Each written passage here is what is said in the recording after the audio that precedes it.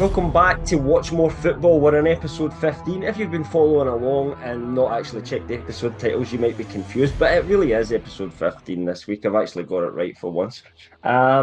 I'm back again with the guys here, Mick, Dave and Ryan. You're watching us on the Genreverse Sports channel on YouTube. Please give us a like and subscribe if you can. That would be really, really helpful. While you're there, please also check out our main Genreverse channel, which has got loads of entertainment, news, reviews, reactions, and you'll also find that same stuff on written format on lrmonline.com. And some of the articles that you will find written on there are written by myself, who's one of the senior editors over at lrmonline.com. Guys, how you doing this week? I'm pretty good. Right. Yeah, could have been worse. Could have been better. I just thought I'd start asking you now since last week. You said I never asked you how you are. I thought I'd start making a regular thing. I still don't care. Kids on half term, so heads battered. That was me last week. My kids just went back, so it's all good, all good. So I don't know why I was going to go and grab my predictions board there. I have no idea because that's what happens at the end of the show. What we are going to start off with this week, though, as we always do, is covering our current scores and our predictions from last week and how badly or well we did. So Kel will bring up the image from last week, and if anybody follows along, they can see what we actually did predict, and then he'll start running through some of the results as they actually happened. While he is doing that, in terms of, I don't think I've actually given you guys the overall scores here at the moment, although you'd be able to probably work it out yourselves. I got 4 points, Mick got 4 points, Dave got 5 points, and Ryan got 6 points this week. Champion, a good week for Ryan for a change. We also have one game that is playing right now, as usual, because we're recording on Monday night. When we started this day, we should have probably picked a Tuesday night or something like that, really, rather than Monday. But honestly, I feel that there's been more Monday night games this. Champions League nights. We were actually in it at one point, so were Ryan's team actually in it at one point. So yeah, maybe not. Maybe next year we won't be in it. Dave wouldn't mind though, would he? You'll be fine next year as well, to be fair. We can all be covered on a Thursday next season. That one game that's going tonight will obviously determine certain results. There was also a game getting played last Monday, which 3 of us got a point for, because Chelsea won, who's Dave's team. And as we know, Dave always votes against his own team, so therefore was the only one of us that didn't actually pick up a point, even though his team did pick up 3 points because Chelsea won. I'm happy with that, yeah. Bittersweet. Yeah. It's his system. It's fine. It's what I have to do to be happy. Overall points, how that affects things is it still leaves 3 of us drawn at the top on 42 points, which is myself, Mick and Dave. We've all got 42 points, but Ryan is only now 2 points behind us on 40 points, so it's very, very tight in the table. Making a late charge. We'll see how the game goes tonight. We haven't all gone the same way, because I know today we were talking about if Everton won, I'll get a point. I went for a draw, so we shall see how that one goes, and we'll update you next time on how that went. In terms of some of the games that did happen, some of the results over the weekend, I think possibly one of the places we could start off is with Dave's team in terms of Chelsea, because they got a very good result against Manchester City, to the point where they were winning, and Man City actually had to equalise to come back into the game, which for some reason I was blamed for on our chat. I don't really know why. Yeah, maybe we should fill in what the Cam curse is, so everybody knows at home. Basically, let you do that, Dave. It if you want. Oh, what Cam said the other day was Haaland is shite, which we all know is wrong. But like 2 minutes later, City score, and he does it all the time. He'll say something like, if Man United are playing against, I don't know, Arsenal or something, 92nd minute, it'll be like United are shite, and McTominay will score a banger from 45 yards or something. That's just the order of things, though. Yeah, it doesn't work with Newcastle. Here's the thing, it really is a cost, right? It really is some sort of magic power that I have. But I have determined over the years I am unable to use this ability for good or to benefit myself in any way. So I really have to use it. And can't even use it for Newcastle. Hit me and fuck me up. So I'm really careful now about what I say about Newcastle, because it's happened too often. So yeah, but that's the curse. Anyway, but City Chelsea game. I mean, you played quite well, really, Dave. I mean, it was a decent game. Man City were there was lots of chances created. Recovery started to bloom. Yeah. I think it was only we struggled when Poch made the changes towards the end, where he took off some of our attackers for midfielders, and it just invited City on basically, and that's when they started to get quite a lot of chances, and Rodri did what Rodri does and score a deflected goal against Chelsea. It's probably going in, but who knows? You say it's deflected, but went through his leg. Which you've not been doing. You've not been defending well as a team. But the last few weeks, obviously, that's 3 wins in a row now, I believe, isn't it? So Villa, Palace, and we didn't beat City, obviously, but. Yeah. Well, sorry, I do apologise, but I guess getting a draw against City's, and it was at their ground as well. It was at City's ground. Yeah, it was at Etihad. So, yeah, I mean that's kind of like a victory in my mind. City, but it's what we're doing now. Like before that, we lost against Wolves 4-1, Liverpool 4-1, and that was when we were looking like we were a good team. So your confidence is up, then you just take it away. So. We've got Liverpool at the weekend in the cup final, so we can go in it with confidence. But whenever you go in with confidence, it just I guess if doesn't go your way. Somehow manage to win that League Cup game, it could transform the rest of your season for this point out. But I think most people would have Liverpool as favourites. Yeah, especially since they literally beat us 4-1 comfortably 2 weeks ago. So cup finals are different though, different mentality. Yeah, but as well. Who's got injuries? Liverpool. So they got Jossa's going to be out for a while. Curtis Jones, I would be surprised if he played at the weekend. And Nunes is a doubt. Salah's back. Salah's back, and he'll get a Slabazai's out. He'll score a 30-yard screamer against us as he does. I don't know. They keep coping with injuries, but they keep on picking them up as well, which is going to give it some. I thought it was weird because I didn't watch the whole game. Say the same is true in some respect to Chelsea, I guess. We've just been injured from the get-go for this season. We've never had a first team once.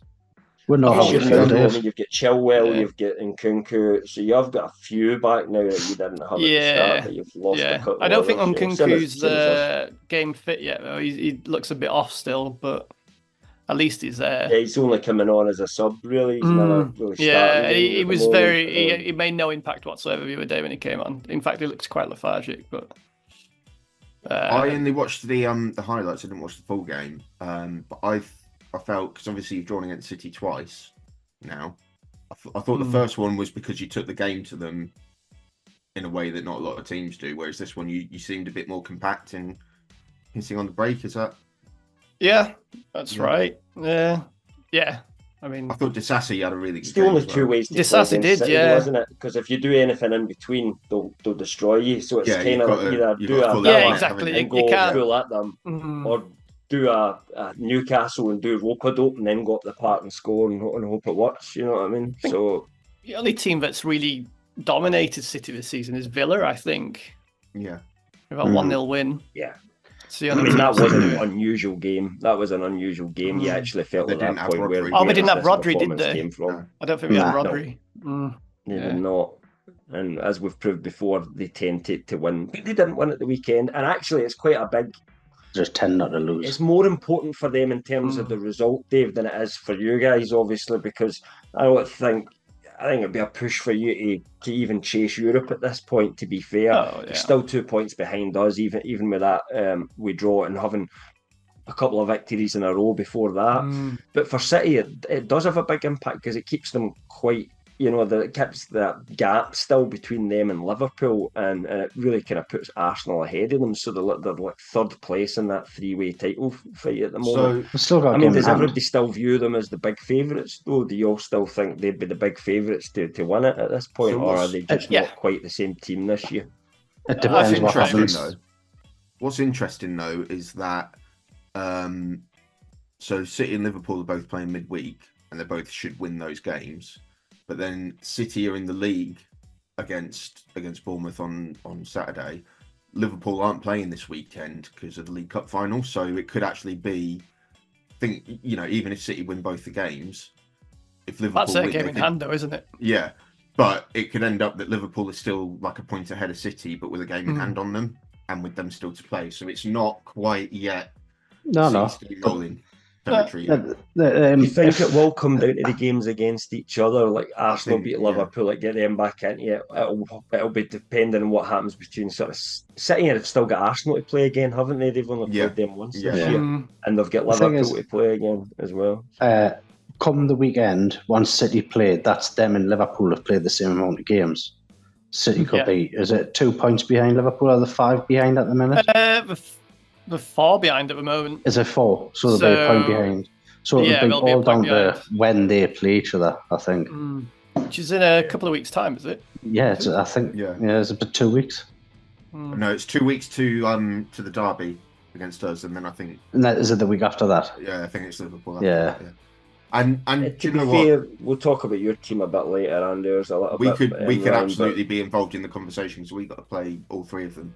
Not that we're going to win the league, but we could certainly disrupt things a bit. I just think still you'll do nothing against Liverpool, because you always do nothing against Liverpool, because they've just got the voodoo sign over you at the moment. But I could see you getting a result against one of the other two somehow. I mean, we beat all 3 of them. They're still both better teams than you. Yeah, we beat all 3 of them at home last season. So. Yeah. Alan, are you playing them at home or away? Or do you not know? Liverpool and Arsenal at home, and City's away. So City will probably lose away, but you never know with the other 2. Yeah, that'll be a tough one. And I think sometimes when you guys play City, I just think you're not set up to play them well. But then hitting them in the way, you're kind of this now. Playing this the way we're playing football, the way that we're playing now, I think it's the only way we've ever beaten City is the way that we're playing now. We do need to bring in a bit more discipline, but there's definitely a blueprint there. You've got to be solid. That's the thing. You've got to be so that you can't make a mistake defensively against City, or else they'll just absolutely punish you. Did you say Shaw went off injured the other day? Yeah, right. So just before half time. That's a frustrating one. So he got subbed off at half-time against Villa as a precaution. And Ten Hag was saying on Thursday that he was a doubt for the Luton match, and then put him in anyway, I think because we haven't got any other fit fullbacks. And then he went off again at half-time. And I am slightly frustrated by that, because we probably could have done without him for the Luton match. But we can't do without him for a month if that's what's going to happen. Thing is, he went off like literally 30 seconds before half-time. Yeah. He couldn't even wait till half time to go off. No, so what happened was Luton broke and he went for it and immediately pulled up and went off. It's never a good sign. Yeah. No, it's not. Hopefully it's just not well.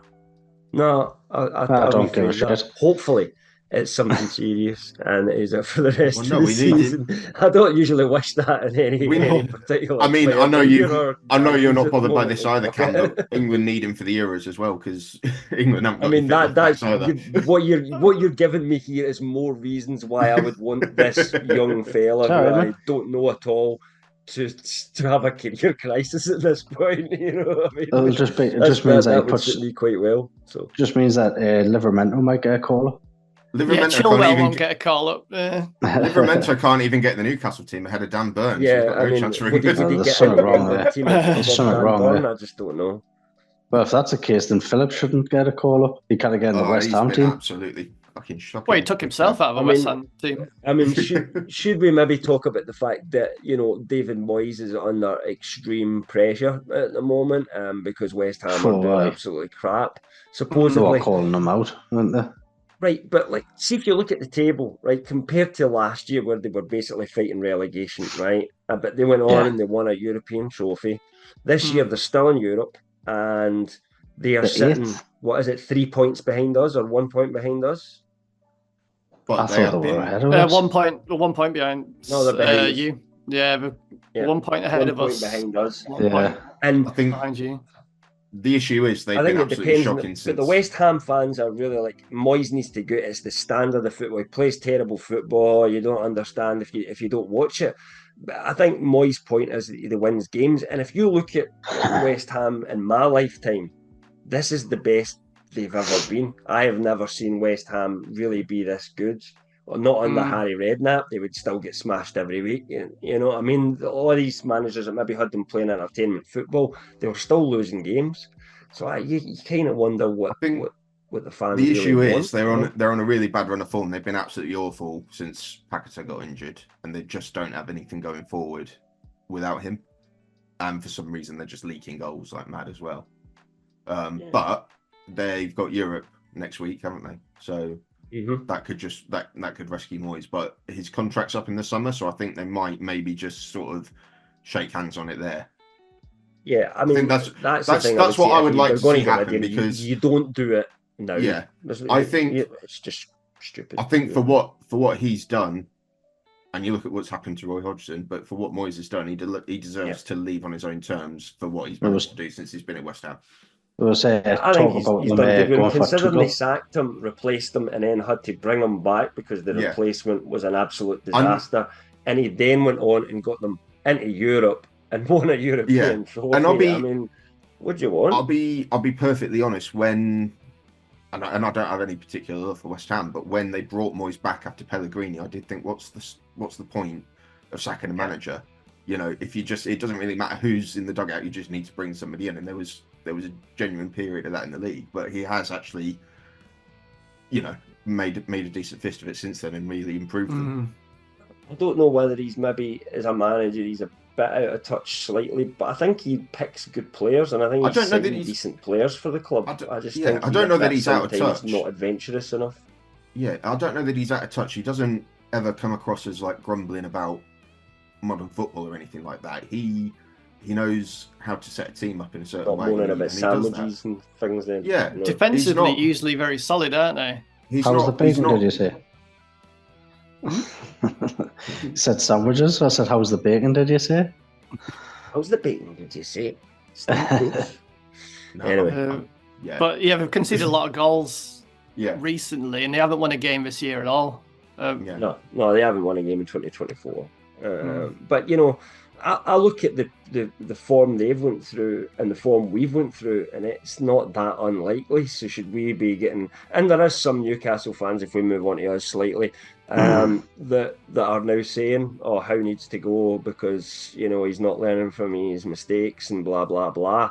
I just think it's a bit premature, a bit short-sighted, ridiculous, a bit short-sighted to say, "Oh, we could bring someone in that won't make this mistake," but maybe they won't. Maybe they would pick Tino over Burn, right? Maybe they would do that, and maybe the rest of the stuff that Howe does well, they don't get right, and we don't win any games, and we start playing crap football or something like that.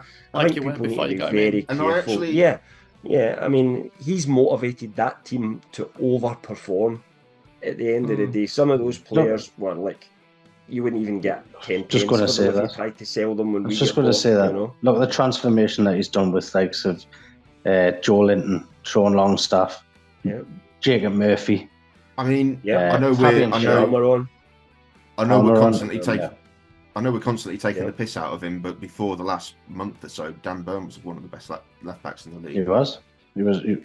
Yeah. I mean, he was one of the best last year as well. And last year there was an argument that maybe should have got a couple of call-ups to England or something like that. But I think we are seeing this year that, for me, too many teams the weakest link. They set up to attack us in that way because they know they can catch us. They can't. He helps us stop getting crosses in and getting goals scored against us that way, theoretically. But we've got a disconnect because we've only got 3 midfielders and one of them's 17. Sometimes he's a 17-year-old. Sometimes he just wanders away out of position slightly, and it leaves a big gap. And if you get Burn exposed, he just can't handle the pace. So for me, I think we should be, when we're so short in midfield, we should be moving to a back 5 at the moment, which is something we've flirted with a little bit. Having Burn as the left centre back and Tino and Trippier, and then only having 2 in midfield, and actually having a substitute, being able to bring Miley on just for here and there, rather than having to play him. Well, the thing is, I think would be a possible solution. He's changed it a bit where he's using Miley as a number 6 now, and pushed Bruno further forward, which has made Bruno a hell of a lot better. The discipline He hasn't. Do it, though. He hasn't. He's done well. I don't think you can expect a 17-year-old to have that kind of absolute discipline all the time. He does well for like 85 minutes, and then he just falls asleep once or twice. Yeah. He's a good player, but I don't think he's a 6 naturally either. He's not. I think he's a box to box. That type. He does remind me a lot of Gerrard in the young days, I must admit. In terms of except he hasn't got slippy feet. Not yet. There's time yet. He's not in a big game yet. There's time yet. He hasn't had a big game. Destroy a title. He's not had a big game. He hasn't had a big game. He's not had a game with anything riding on it yet in his career. Let's be honest. I mean, Champions League qualification. He's been playing in the Champions League. Champions League groups games against PSG. Saint-Germain. Yeah. They're big games for a 17-year-old. Yeah, and it is. It is, but it's not. It's not Chelsea. 20 years of like club and personal heartbreak riding on that one moment sort of thing. No, is it? No, it's not. It's but very few things in life are to the. Newcastle haven't had that for the past 40 years or something. Yeah, our entire club hasn't been in that position for long enough. I think it would be fair to say. So yeah, I don't know about you, Mick, but I just can't get on the. We need to replace Eddie Howe. I think it's people just getting emotional and saying, I want to win every game, and when we don't win every game, I'm going to shout at the manager and say he should be sacked. I just think it's stupid. I think it's people who've just started supporting the club since we've been taken over, to be honest. I think that's where it's all coming from. I'm seeing it it's ridiculous. I knew that we're around on social media and doing stuff from before the takeover. There is. But if that's the case, then they're fickle. Woodwork, though. They're very, very fickle. I mean, to be fair though, and I say this as a Newcastle fan and somebody that was born there, it's not the smartest city in the world, Mick. I'm just going to have to say that. People are not exactly, it's not intelligentsia, you know what I'm saying? I'm just saying that as somebody that was born there myself, but I get it quick enough. No, I'm only kidding. Nah, it's fickle fans. That. I think as well, it's everyone's willing to buy into a project when the early part of it starts well, and every project starts nicely, but it's never the finished article. And part of getting to the finished article is having patches like Newcastle are having, like United had earlier this season. That's all part of the process, and people aren't really, patient enough. But you look at Arsenal now. They were laughable right at the start of our team, but now they're a proper team.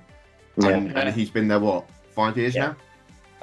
Yeah. So I think our club will accept that with the injuries we've had, which by the way we've now lost Wilson for possibly the end of the season as well through a weird 12 weeks muscle injury that he's got. Can you believe he's torn his test right away? So at the weekend, his testicles. I mean, that is a key part of a striker's arsenal, as Hoyland proved over the weekend. So,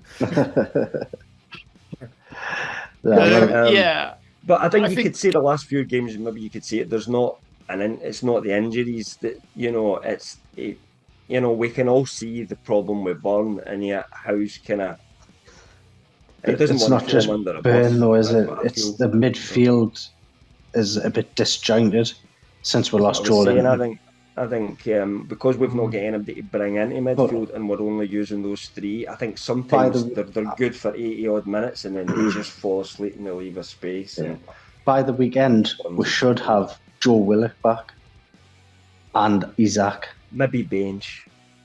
Isaac should be back. I think he'll probably start unless Willock if he's on the bench, he's on the bench, but at least he's back and he's there. He's back in that team. Might be in the Anderson bench as well. Is another one. Again, another young guy, but he's a young guy with a lot more experience than well, he used to have more experience than Miley did. That's probably not the case anymore, actually, to be fair. But he used to be because he's like 21, so he's a little bit older, and he Newcastle fans love Anderson as well. You've got to remember he's been really good. The team this pre-season, and he was one of our best players in pre-season, and he come on and he had a good few touches in early games and stuff like that as well before he get that sort of nasty injury. So I don't know. We'll see what happens. But I kind of think it was a poor result for us, Mick, in terms of Bournemouth. I thought it was a poor performance. I don't think we played that well. I don't think we created enough chances. We did miss not having a striker, but I just think they were a better team than us on the day, and we were kind of lucky to get a point in the end. So. First half, Bournemouth were the better team by far for the first 20 minutes. It was all them. After that, I think we grew into it, and we were the better team for the. It was the first half. It was like even, but after that, the second half was just. You could say as well though that the goal they scored was a pure fluke though. I mean, has everybody seen the goal now against Newcastle? Have you all seen the highlights? Yeah, what Dubravka? Dubravka, yeah. I mean, is he the young Steven Gerrard you're on about in Newcastle? Yeah, that's the one. Yeah. He definitely just a shame he plays in goal. But I mean, it had literally just started raining. It'd get slippy. He slips. You know, it was just one of those things when you were watching it at the time, you were just like, no, this I can't believe possibly be real. Players who live in Newcastle going down to the sunny south coast are moaning about a bit of rain. That's. We didn't go down to the south coast though because it was at St. James's. Was that St. James's? Oh, was it? Oh, okay, fuck. Yeah. They beat us at the earlier on. But yeah, that was ours. So really, you know, it's not quite doing the double over us, but it's certainly getting the advantage over us as the season. They beat us and drew us. So yeah. What I did love while we're on Newcastle and Bournemouth is, given all the celebration and discussion that we've had recently, Matt Ritchie against his old club, Raheem Sterling against his old club, both absolutely gave it some when they scored. Yeah. I mean, absolutely. I think to be fair to Matt Ritchie, he's been at Newcastle now far longer than when he was ever at Bournemouth. I think, you know, I mean, he's been here since. Is there some beef between Sterling and Walker from when Sterling was at City that we just never heard about, because they seem to really just get on each other's tits on Saturday? I don't know.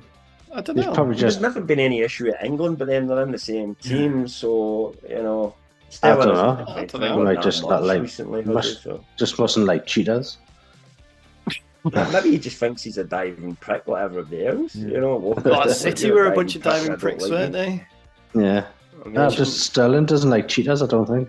That's the one thing I would say about the Newcastle game as well, by the way. The referee had an absolute nightmare in terms of kicked our players off the park. They should have had about 3 or 4 yellow cards. They should have had, honestly, 3 or 4 yellow cards, and they had one. Easily. Some of the challenges were unreal. There was one or two that you were just like, how is that not a yellow card? Yeah. I just thought the referee had a very poor game, and I think that allowed them to be more physical than us because they were just getting away with it all the time as well. But anyway, should we move on to Ashworth Gate now and talk? I was just, while you were talking about challenges, did you see Holgate's challenge?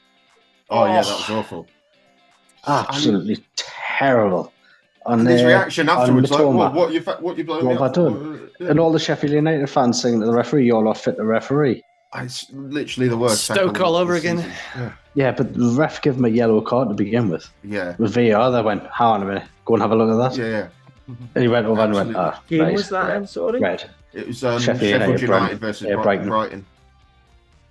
Do you know, I watched quite a bit of that game, but they absolutely smashed them, so I think I must have missed the first 10 minutes. It was really early on. It was weird. So I turned that on about 20 minutes in, saw it was 2-0 in Brighton and man up, and thought, oh well, that's that done. Turned it off, put it back on for the last 20 minutes or so, and it was still only 2-0. I'm like, what the fuck have they been doing?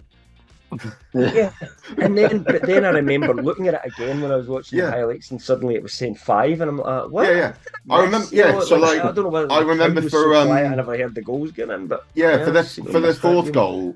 The fourth goal, the commentator was just sounding bored out of his mind, like this game's been over since 10 minutes in. And all of a sudden, Adingra just hits a shot from nowhere, and he just has to suddenly wake up and go, Adingra, he scored! Just out of maybe since we're on this subject, we should just seek into it anyway, and we'll leave Ashworth Gate for last. But Burnley and Sheffield United are shite, aren't they? I mean, let's face it, both of them are absolute beach this weekend. I mean, they're just... We were talking about this, and they offer absolutely nothing. You know, they are just nothing about them. Competitor in any stretch of the imagination. It's unreal. Opinions? I mean, Sheffield just genuinely, I couldn't name any sort of aspect of them at all. They are just like the most relegation club ever. Burnley are at least sort of a really young side, but yeah, they don't have any redeeming qualities either apart from that thing. It's considering the year that Burnley, I know it's a championship, what they did last year. Or was it they got over 100 points? Yeah. I can't Yeah. remember. I mean, and they've just done absolutely nothing in the Premier League. But I think it's they can't play like that in the Premier League against the quality that is here. What they did last season, though, was they did that by bringing in some young guys alongside the established sort of Burnley core. So there was that experience where they've just binned all of those guys off now and brought in a bunch of complete unknowns from Europe who barely kicked a ball. Yeah, I mean, I don't think they look as good a team as they did in the Championship, weirdly. No. Maybe it's them more planning for the future, knowing they're going to go back there and think, right, well, next time we come back up in another year's time, that's a long game to play. I just think... I mean, Luton have done that. There must be some games where you think, look, we're playing against City today, we're playing against Liverpool today, let's play a different way and try and really annoy them and make it so they get pissed off playing Luton, that's the way to get points against these teams. Luton at least know what they can do. They do it really well, and they're really high energy, and there's some genuine quality in there, but they have a very simple game plan, whereas Burnley are just trying to do things they're not capable of. Yeah. Keep playing it out for the back and losing goals while they do it, and it's like, if you continue to do the same thing and you keep losing games... I heard earlier on that Burnley's back three against Arsenal had about three of Burnley's back four against Arsenal had about 10 Premier League appearances between them, which when you're going up against the best team in the league, pretty much, it's just going to go one way. Yeah. I mean, would you sack Company? I would say they might be the form team. I don't know. That's a different question. I don't know, because it depends what the club are looking for. I don't know what you guys I don't think we can be saved at this point. So no. And the entire what's the point of sacking them? Exactly. The entire squad's been built around him as well. Yeah, I think just give him the championship to get back up. It's whether he's willing to have another up, wouldn't you? Yeah, but it's whether he's willing to have another season in the championship, because he was sort of at first being talked about as a Pep successor. He was being talked about as a Pep successor, but he's way off it now. He's way off. I'd happily have him succeed Pep. Yeah. He needs to prove he can cut it in the Premier League, I think, and that's not this year. Go and succeed Klopp as well. Yeah, I think as well we've got quite a few managers who are married to a certain style of play. Company's one of them. You've got Postecoglou, you've got De Zerbi, but the best managers at the minute in the league are the ones that have a sort of set way of playing, but they adapt as well. So Pep will struggle for the first half of the season, and then he'll find some solution to some problem he's made up, and he'll go on a winning run. Klopp, like Liverpool, are where they are at the minute because they are just constantly changing, even within games, changing how they do things. And Arteta has been sort of slowly tweaking things as well, and they're succeeding because they've got a core philosophy, but they're adaptable within that. Whereas you see Brighton are really sort of hitting a plateau now because they only know how to play one way. And Spurs are doing something Plus, similar. I think they've not got the players they did last year, Brighton. Well, that's true. That just aspect, they don't quite have the same power. Yeah, but it's like, so Spurs were missing both their fullbacks on the weekend, and they're massively key to how they play. But they didn't think, well, these two can only do these sorts of things, so maybe we'll tweak it so we get the best out of them. It's no, they're going to be expected to do a job they can't do, and they got beat as a result. And I think that's possibly a limitation that Ange Postecoglou will always have. He's always going to play that way. That's his philosophy. And I think it's possible he might not win things because he's not willing to adapt. In the future, it's different when he was at Celtic and you're ahead so much compared to everybody else. But can you do that every single game? I think he's doing a decent. I think he's doing a decent job at Spurs given what he walked into. But I think there's been sort of slight talk of him going to Liverpool, and I just think it's way too early for that. There's been talk of De Zerbi I don't think he's the Barcelona. kind of manager. Like I said, I don't think he's the kind of manager that would jump ship like that. No, he but would also, say, no, I'm not finished at Spurs yet. Postecoglou's not had a big moment at Spurs. He's had some impressive wins, but he's not had a big moment at Spurs, really. I don't think. What manager did? Apart from Pochettino getting to the final of the Champions League. Yeah, I mean, but nobody's won anything for a while at Spurs. Quite a That's while. right. The Audi Cup. But I think the fans like Postecoglou because compared to what they had before, he's playing exciting, attacking football, and they're currently sitting in that top 4. Are they any higher than they really were last year? Top 5. No, it's kind of roughly where they were. They're But I better to don't watch, quite definitely. think they'll fall away the same way as they did last year under Conte, though, to be fair. So, okay, like Ashworth Gate, let's get into this then. So, I'm just going to enjoy this. this is something that we have discussed previously. You're getting the popcorn at Dave, right? So, here's the. We'll run through the situation quickly. Man United have made a very public, known publicly that they were after Newcastle United sporting director Dan Ashworth, to the point that before the new owners were ratified, they were leaking stuff to the press saying that they wanted to get Dan Ashworth in. Ultimately, it's happening because Dan Ashworth's been put onto gardening leave officially by Newcastle. They've sent an official tweet, and this is something that we'd heard anyway. You would like to jump in at this point? I would. You're saying United have been publicly going after Dan Ashworth. Newcastle are the only club to publicly comment on the matter so far. I mean, you are talking officially, though, aren't you? Yeah. I mean, are you trying to say that David Ornstein just made up his information that he's been posting for the last couple of months? He doesn't have any connections at Man United that are feeding him that David information. Ornstein's a very good journalist, and how he comes across that information, I couldn't possibly say. He's getting all of his information from Jake Hope, though, Ryan. He's not a fucking magician. He's not Dynamo. He's not David Blaine. He is not magicking this stuff out of thin air. He has sources at the club. Your club has made this public by leaking stuff to the press. Please don't try to deny that's the case. That's all I'm saying. And just want to make sure we get nice and salty earlier on. Yeah. I mean, we should, because this does piss me off a little bit. But at the same time, I'm quite happy that our club is really playing hardball on it, in terms of that. It turns out that Ashworth has 2 years left in his contract, and Newcastle are within their rights to demand that he basically sees out that contract before he joins Manchester United, which would mean he cannot start working at Manchester United in any capacity whatsoever until 2026. There's been rumours that Man United were willing to pay a fee to try and to reduce that period and have him work away. And the rumours also say that Newcastle are looking for £20 million in order for him to do that, to basically cancel that 2-year contract and buy out the 2-year contract and have him start right away.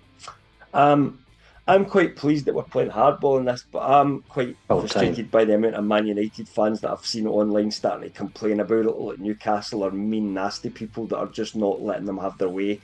It's like, why do you try and, why are you trying to get in our way? Just let Man United become great. I mean, like Ryan says that we're being salty about it and stuff.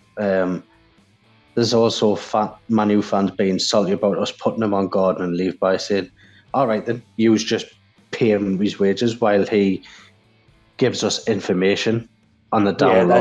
He's going to break contract rules, and he's going to be working for you anyway while we're paying his wages. It's not going to happen. Don't be so silly. So, Ryan, we talked about this the other day there, and I'd said, well, basically it looks like the choice is either wait till 2026 or pay £20 million to get him now, right? Yeah.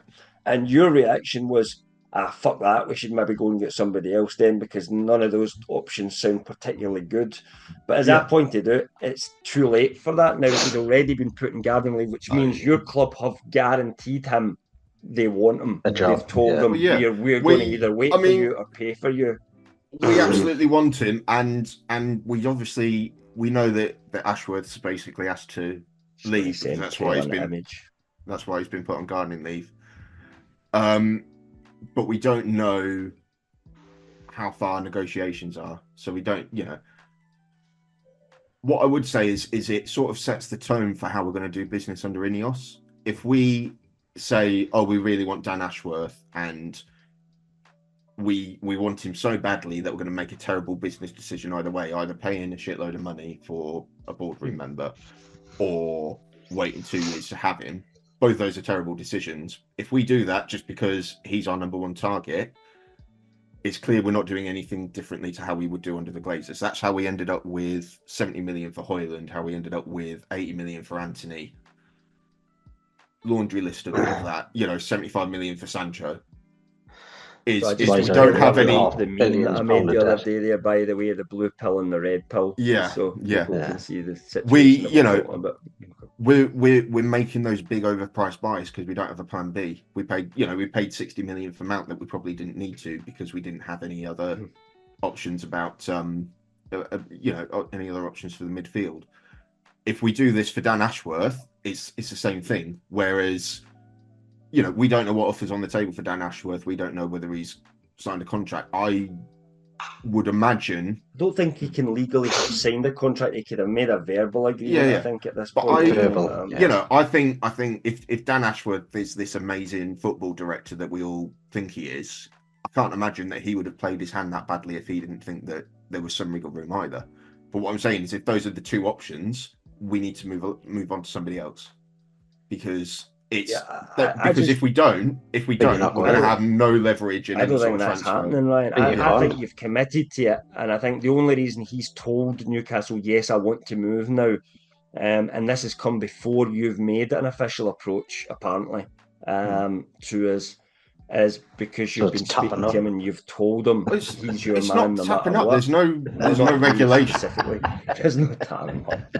There's no regulation about it. It's an about executive every day of the week if you want.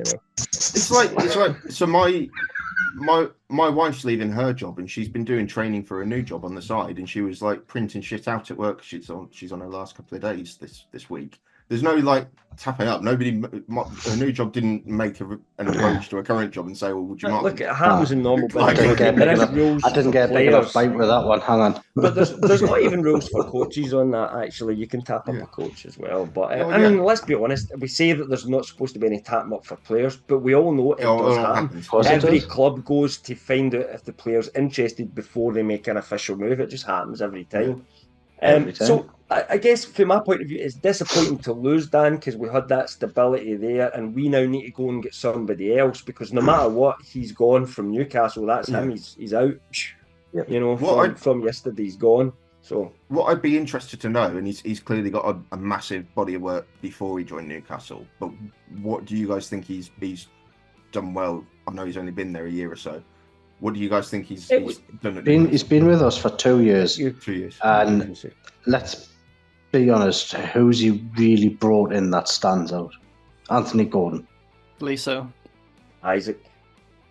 Livramento. That's it.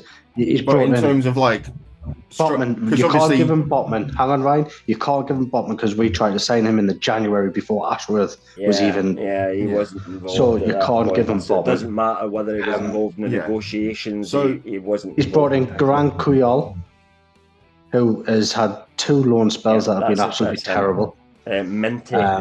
Mente, who's doing well at Feyenoord. At Feyenoord, he's doing all right. Hall, who is just warming the bench. I don't understand that one.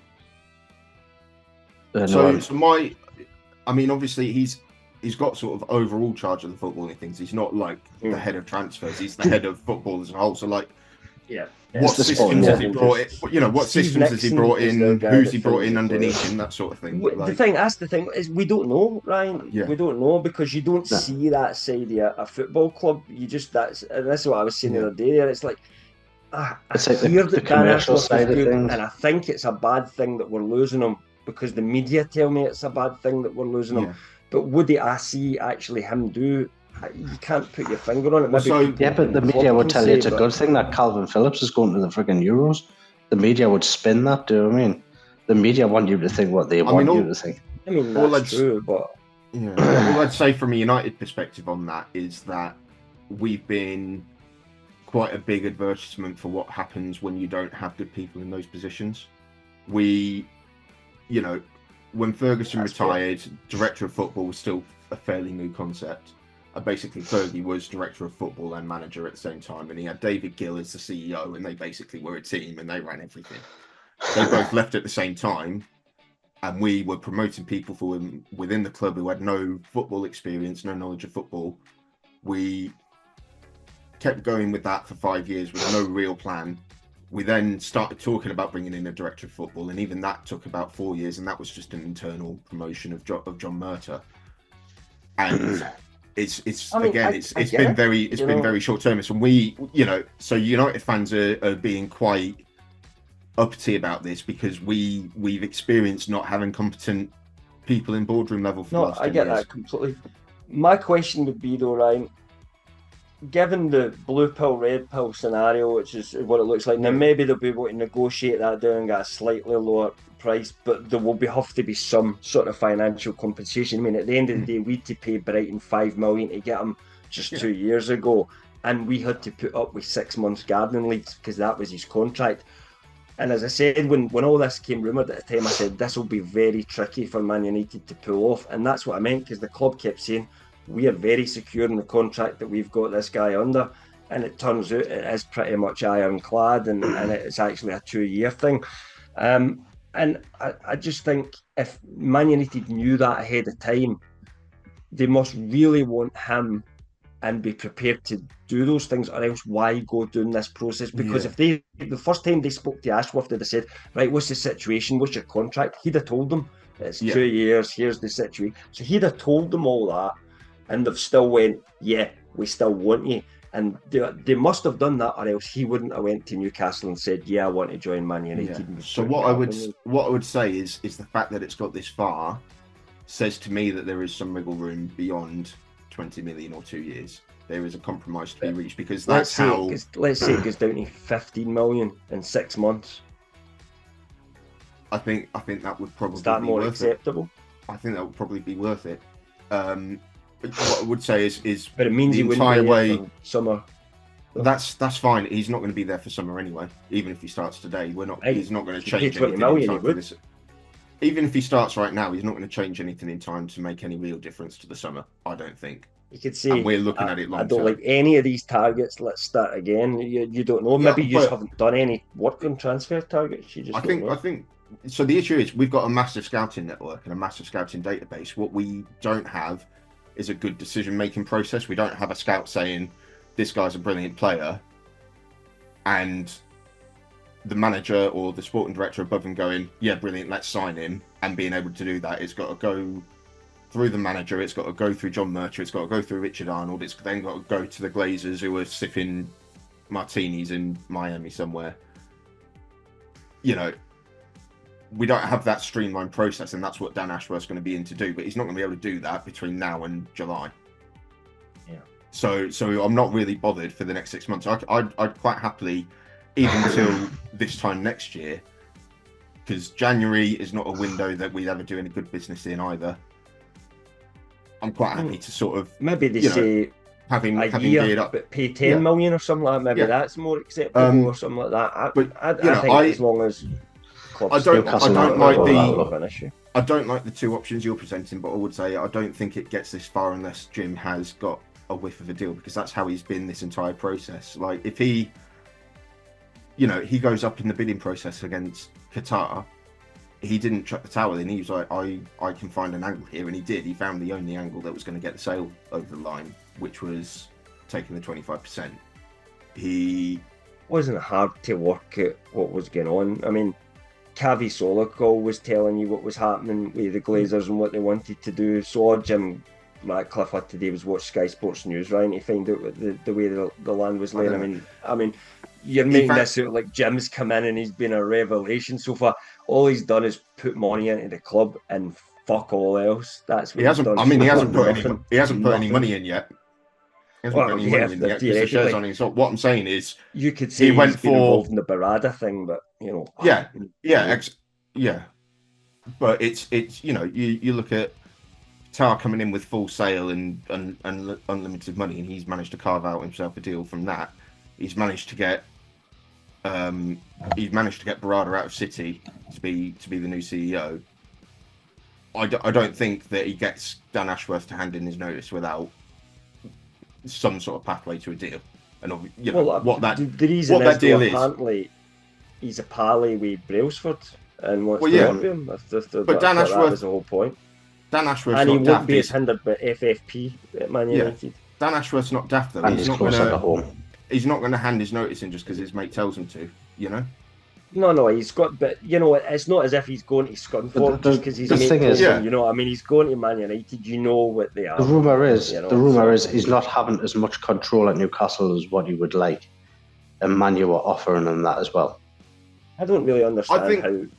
I think that's a rumour that's got no foundation, to be honest, Nick. I don't I've just seen where that's come from. It just that was sounds a rumour that was going around. Copium for reasons for him going. I think the reason is he thinks Man United is a bigger club that's got bigger ambitions than Newcastle, you know, and he wants to go down there. It's more of it, you know, it's a bigger challenge as well because there's a higher ceiling of expectation at United, and there's a massive dearth of experience and structure at United, and he can basically come in and shape it how he wants. And I know that's similar to what was there at Newcastle when Mike Ashley left. But I do think, I mean, they're both massive challenges in terms of what the owners want them to be. But you know, the expectation is higher at Manchester United. You'll get more time at Newcastle than you will to do the same job at Man United. I think because we have been starved of success for so long, so we'll give somebody more time. You know, we'd just be happy with winning most games and getting in the Champions League for a few years. Or Europe. I was as a 5-year project. Good cup runs, you know, we're not looking for trophies at this point, but I guess when you're at Man United, you're looking for trophies yesterday. Well, I think that's been the issue though, is we've been since Ferguson and Gill left, definitely, is we've been trying to rebuild the car while still flying around Monaco, and we've never taken a step back to sort of properly rebuild. We've never, you know, any sort of bad period. It's panic stations in the media. It's panic stations in the fans. The owners get twitchy as soon as Champions League get threatened. We don't make the Champions League, so they chuck all the money in at getting into the Champions League, and then they don't reinvest again. So we've got no chance of actually competing when we get there. Whereas, you know, I think doing this will be right. This is how we want the club to operate. Doesn't really matter who is doing the operating. This is the plan, and then hopefully with the resources that we have, it's worth pointing out as well that this does set a precedent that we were talking about in terms of, I was joking and saying like sporting director wars have begun. You know what I mean? Like, and you're like, the sporting director wars begun to have, etc., etc. It is a joke, but I completely agree with you. This does set a precedent in terms of going and getting executives from other clubs and spending quite a bit of money on them. I think it's a more important role than the head coach at the minute, because the lifespan of head coach is about 2 years, 18 months, unless you're really successful, and unless you've got the structure behind it to keep going after you lose the manager, you're only ever going to tread water. And especially with FFP, where you've got to be smarter about who you bring in, who you sell, even down to the manager level. I do think having a good director of football and a good head of recruitment and a good CEO who can make those smart decisions is going to be more and more important. I agree with you that these are important things, and I think Newcastle will be going out and looking for whoever the replacement is right now, because they need somebody in that role. They'll be doing that right now. They'll already have a short list, you know. Yeah, they know they poached Ashworth really quickly after he joined Brighton. They'll be aware that he's ambitious, and if he does a good job, he'll be wanted by another club. So they'll have already. I mean, that's one thing that Roy Keane brought up. That what if Ashworth gets poached by somebody else in 2 years' time? Are you left in the same? That will mean that he's. That will mean that he's done a good job, and we'll have something to build from. You know. Well, but you know, we then talked about at the start. What's he done that you can prove that he's been a success at Newcastle United? There's nothing that you can point to. So you're pointing at his history with Brighton and his history with England. That's where it's coming from. It's not what he's done at Newcastle. It's what he did at previous jobs. Anyway, it is over 50 minutes this week, guys, and Dave looks bored because he doesn't care about Dan Ashworth. He's never heard the name Dan Ashworth before. We'll be going for him in 2 years anyway. For 100 million. I'd still sack him. We'll have sacked ours. You'll have sacked yours. You know. It's football. Maybe we could start swapping owners a bit as well. Shall we do our predictions for next week then, guys? Yeah. Are you sure you want to do that with a cup final coming up, Dave? That's true. Yeah. There we go. Kale can bring up some of the fixtures there that are coming up so you can actually see the fixtures that we've got and what we've predicted. In terms of the games coming up, they're important one. Obviously, we've talked about the League Cup a little bit anyway. Dave obviously hopes his team win. In fact, I would say we probably all hope that Dave's team win. Would that be fair? Yeah. Does anybody want Liverpool to win? No. I mean, if it was anyone other than Liverpool or City, it would be funny to watch Chelsea lose a cup final. But granted, I agree we've been losing them a lot, but it's not. It's not. Yeah, no, we can't be having Liverpool winning cup finals. It's just No. I mean, I guess the big game of this weekend that's coming up. I don't give a shit. Point to possibly Arsenal and Newcastle. But I mean, we've all predicted an Arsenal win, have we? Did you predict an Arsenal win, Mick? Begrudgingly, yes. I mean, that's the thing. They're in such good form at the moment.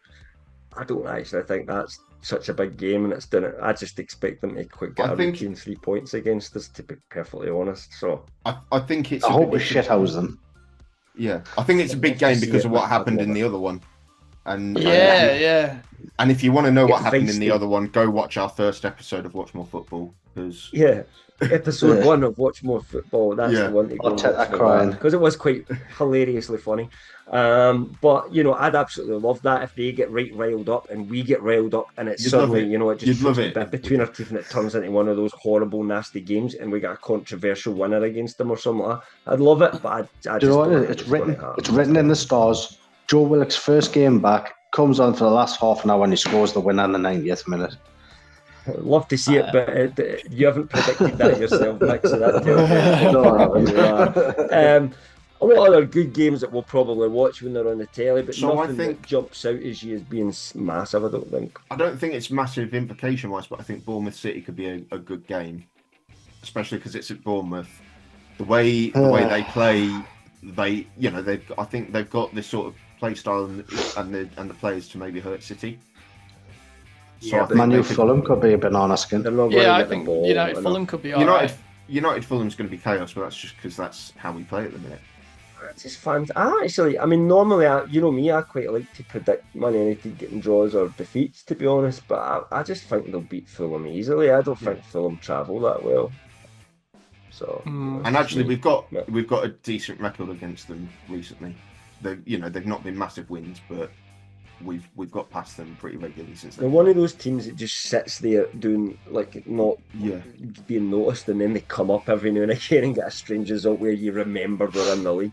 Do you know what I mean? That's Fulham for me this year. They're not really part of any fights. They're not part of a relegation fight. They're not part of any fights for Europe. They just sit in that kind of mid-table range. But Villa versus Forest. And else you guys have got to say this week before we wrap up? Good night. Yeah. All right, I'd just like to say fuck Dan Ashworth. I hope your next shout is a hedgehog, and that you have a really unsuccessful time. You can say fuck Dan Ashworth. You can say fuck Dan Ashworth. I'll say thank you, Man U, for the £20 million that you're going to pay with. We're not going to pay £20 million. That's one way of looking at it. Anyway, thanks for watching. Watch More Football. We'll be back next week on Monday. Please give us a like and subscribe if you can. Thank you. Bye bye. Bye bye.